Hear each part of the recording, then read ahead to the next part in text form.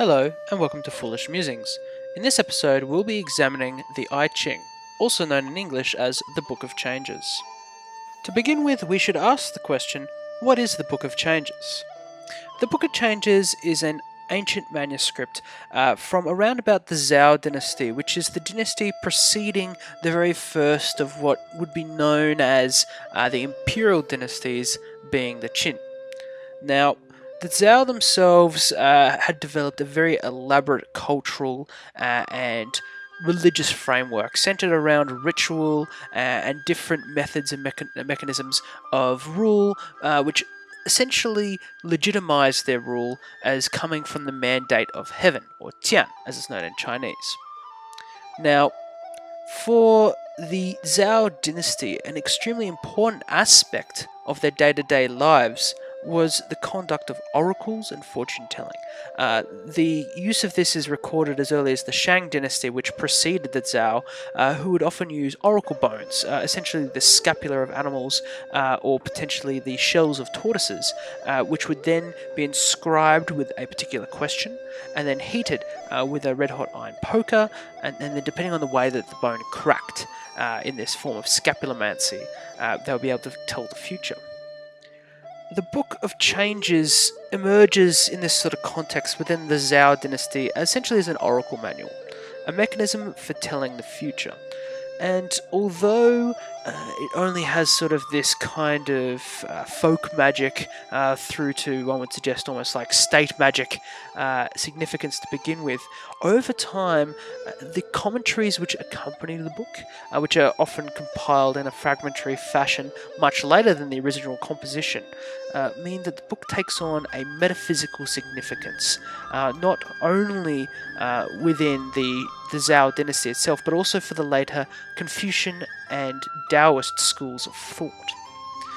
And it's for this reason that we're going to really look at the Book of Changes in some detail to try and understand exactly why this book was so important to the people of China, and more importantly for the classical Chinese schools of philosophy. As I stated before, the I Ching, or the Book of Changes, has its roots in that early Zhao dynasty as a document which was utilized for the purposes of oracles. However, over time, as I said, it sort of accumulated all these other commentaries and sort of notes and edits as it went along. As such, it became an extremely important text from a philosophical perspective, as well as the initial fortune-telling perspective that it provided for day-to-day life. Now, the book itself is structured with a basic unit focusing on each of the individual hexagrams, which I'll discuss in a little bit more detail a bit later. And initially is essentially a simple statement linking a particular hexagram to a particular feature for the purpose of defining. However, over time, the commentaries, and when I talk about commentaries, it's generally linked to an individual hexagram where someone expounds upon the initial simple naming technique to provide greater insight and detail as to what that individual hexagram can mean within different contexts and for different individuals. Now, over time, the I Ching came to be seen as a classic. In fact, it was in the period of the Han Dynasty known as the first among the classics. And for many in China's history in that early classical period, it was also perceived as a document which had been edited and commented upon by Confucius, lending it that extra level of sort of authority and importance. In particular, the 10 Wings, which is a series of 10 commentaries, were compiled and appended to the actual text itself. And the most important of these 10 Wings, called the Great Commentary, or the Datsuan, which dates around about to 300 BCE, as far as we can tell, provides a real sort of metaphysical underlying framework through which the actual text can be interpreted and applied to both Confucian and also to Daoist forms of philosophy. over time, the interpretation of the text was shaped by the circumstances of the individual dynasty.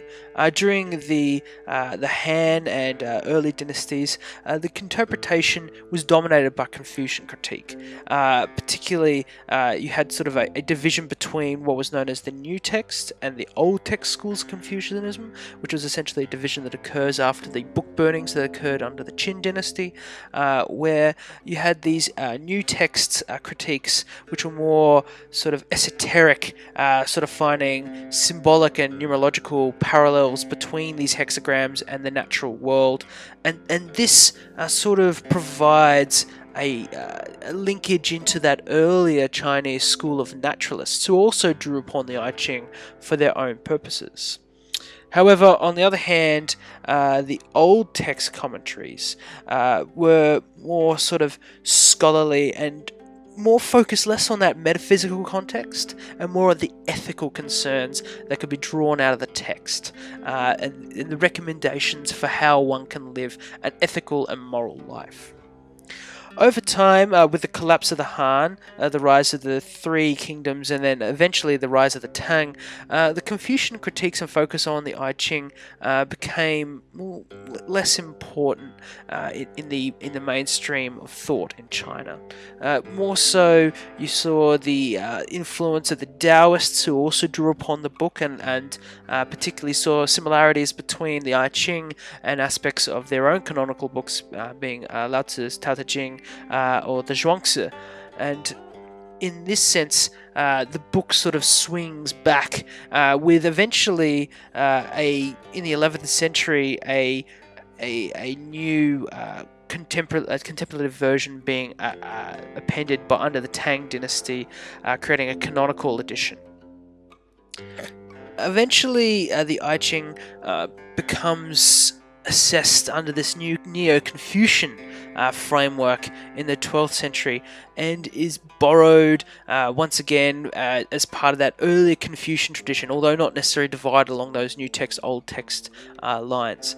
And it's important, I think, to see that this text, with its own obscure writings and then the multiplicity of commentaries and interpretations that accompany it, sort of becomes a springboard for the times in which it's being read. So those that come to the text with their own sort of preconceptions and their own sort of set of problems within that particular period of time are going to take away different things from the book. And this is important because even to this day, whether it be within certain counterculture movements, or whether it be within a resurgence in Confucian philosophy, we see the book being read and being reinterpreted and sort of recycled in very interesting ways, which, as we explore the actual metaphysical underpinnings of some of the commentaries in this text, I think is actually quite authentic to the way that the text itself was originally interpreted and compiled. First and foremost, the I Ching, or the Book of Changes, is a fortune-telling book. It's used for oracles, it's used for consulting potential futures. And the mechanism used in this interpretive process is traditionally either a coin or a yarrow stalk. And basically, the belief is that historically speaking, it trends from a much older school of essentially oracles, where people would either flip a coin or throw or draw a yellow stalk with the purpose of achieving essentially a yes or a no answer, a single stalk or a single coin. In this sense, it was very simple, essentially with either a yes or no answer. However, this binary was seen as perhaps not complex enough to deal with the realities of day-to-day life. The combination then of three separate yarrow stalks or coins being flipped or drawn in alternate fashion provided a mechanism for 8 separate different plausible outcomes, which could then be utilized to provide differing interpretations as to the question which had been posed, rather than a simple yes or no. However, even though this is still a powerful mechanism for providing essentially an overarching framework, the complexity was further built upon. Eventually, the I Ching, as we now see it today, contains a form of hexagram, which is where 6 separate oracles are taken and then combined to provide a potential of 64 different outcomes. This is the basis of the I Ching. These individual 64 hexagrams, which then lead to a particular reading, which can then be read in the context of the question or the asker, so as to provide essentially a fortune-telling outcome. Now, if fortune-telling was the only reason why the I Ching had been kept around for so long, then I doubt I would be including it in this series of episodes trying to examine a broader schema for intellectual thought across different cultures and different time periods.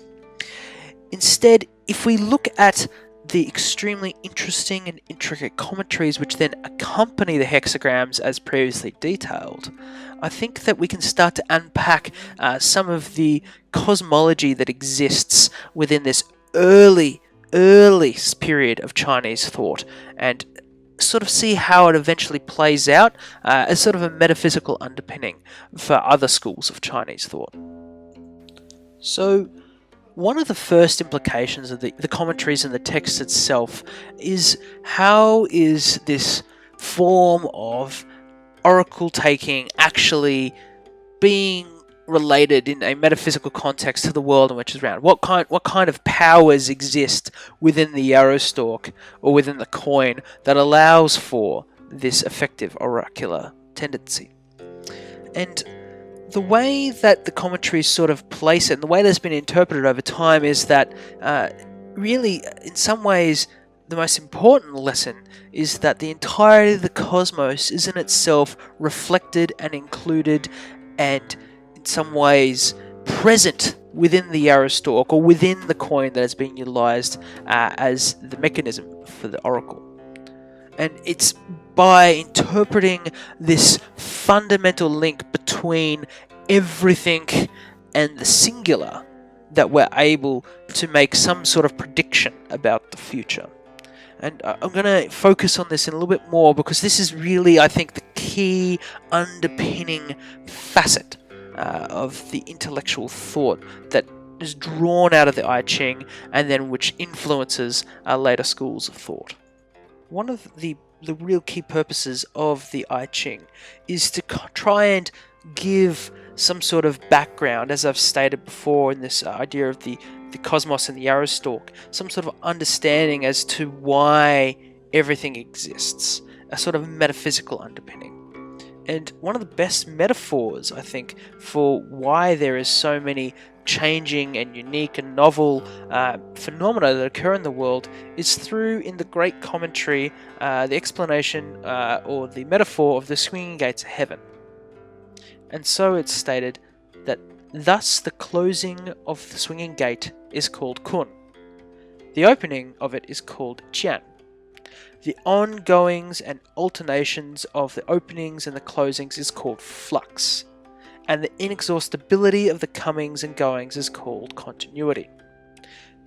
And here it then sort of goes into how this idea of coming and going and flux and continuity sort of can be understood in a phenomenological sense. When something is manifest, it is called an image. On taking a physical form, it is called a phenomenon. To fashion and make use of these things is called emulation. Putting them into good use in everything that is done so that all people can take advantage of them is called spirituality.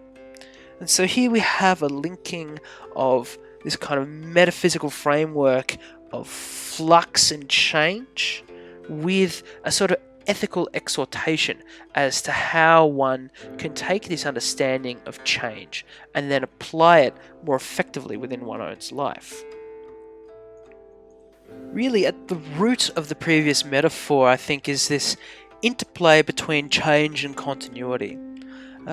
There's really an attempt to draw attention to natural phenomena, draw attention to individual experience, and then explain it, systematize it, and give advice as to how it can be applied in the world. Another great example from the Great Commentary. Thus, that which goes beyond form is called Tao, or the way. Those things that have form are called phenomena. The transforming and tailoring of these things is called flux. The extending and applying of things is called continuity. To take up this understanding and bring it into the lives of the common people is a grand undertaking. And so, really, there's this kind of shaping and understanding of how the world works, and then attempting to bring it into the day-to-day lives of people. The I Ching continues through these commentaries to also not only look at flux and change, but also attempting to situate humanity within its context of the natural world. One of the things that they look at is sort of a continuity between the human and the natural, or some sort of mutual responsiveness between those two facets. Indeed, they sort of focus on the fact that there is no separation between that which is made by humans and that which is given by nature. And once again, we see linking back into a very practical understanding of this metaphysics, rather than this sort of esoteric knowledge existing by itself out in a vacuum. It's about sort of how this sort of natural process can be understood and then applied. To quote again from the commentaries, the sages had the capacity to see the way the world operates, and perceiving the way things come together and commune, they put into practice their statuses and codes of propriety. Another excellent quote: in comprehending the flux and flow of the world around them, sage kings were able to save the people from exhausting themselves. With their spiritual insight, they transformed the people and enabled the people to find what was most fitting for them. And in understanding this sort of symbiosis between nature and humanity, it lays a groundwork for a more systematic understanding of nature.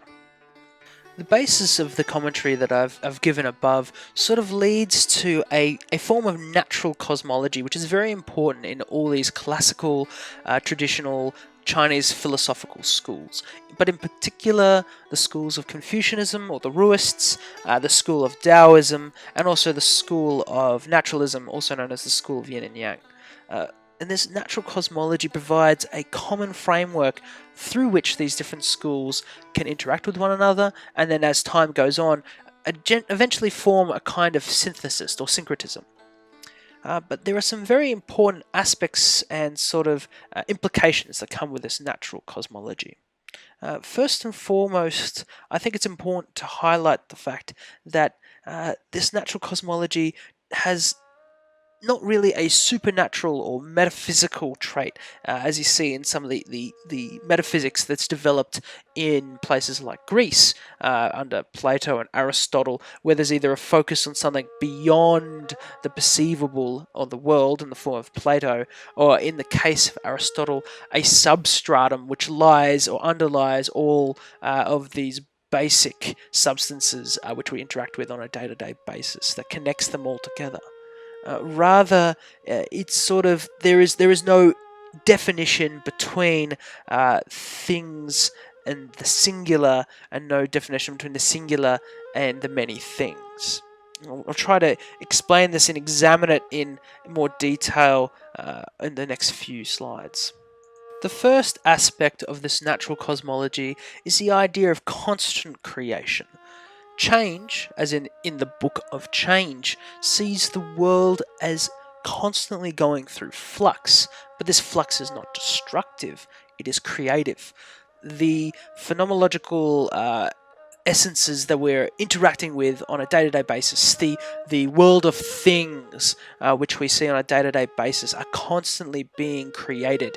It's not really a kind of idea of decay and falling away, but rather that constant renewal, constant rebirth, and things outreaching, pushing out, and assuming new forms. And in this sense, I think there's a real positivistic aspect within the I Ching, that things are constantly brimming with life and coming into being.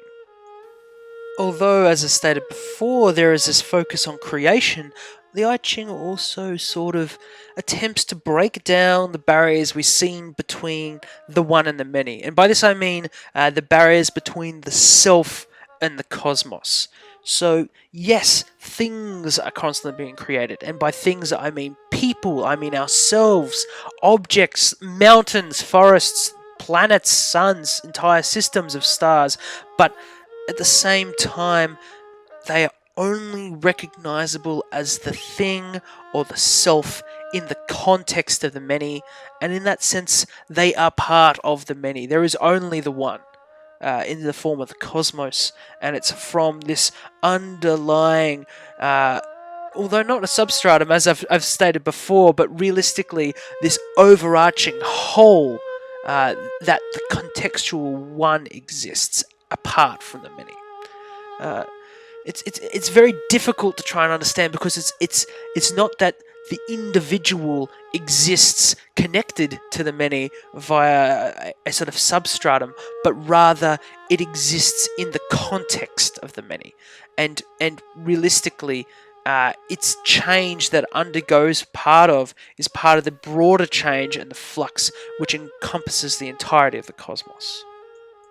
And I think the final point, really, to draw out this natural cosmology is the idea of circular nature. That even as a thing advances, assumes a form, and becomes a singular, within that lies the roots for its return back. There can be no real advance without regression within the cosmology of the I Ching. And it's this kind of circular understanding of flux and how, even though it's creative, it bends back recursively upon itself to come back to that basic substance, which then again goes through its own cycle of flux and change and creation. It underpins some of the later thought that comes out in the school of naturalists with yin and yang, and how both the dark and the light and the creative and the destructive forces interact with one another. So in conclusion, I think it's really important to focus on why the I Ching is important. And I think although it is very interesting in its own context and has remained a sort of springboard for a lot of different schools of thought and reinterpretation over time, its major influence needs to be seen in the way that it provides in the classical Chinese period as kind of a juncture point between the Confucius and Daoist traditions.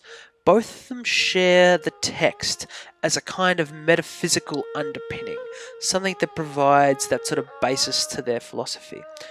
Yes, obviously the school of naturalists or the school of yin yang draw heavily upon the I Ching to create their own cosmology, but eventually that will be absorbed into that broader Confucian come Daoist tradition, which becomes so important in the early Han, and then becomes very dominant as a Confucian tradition as the Han Dynasty continues. Overall, we need to understand this metaphysical underpinning and the way that it influences the ethical and the philosophical and the political decisions and sort of advice given in these later texts, whether it be from the Confucians or the Taoist philosophers. Thank you for listening to this episode of Foolish Musings. If you enjoyed the episode, please subscribe or follow me at my blog foolishmusings.com.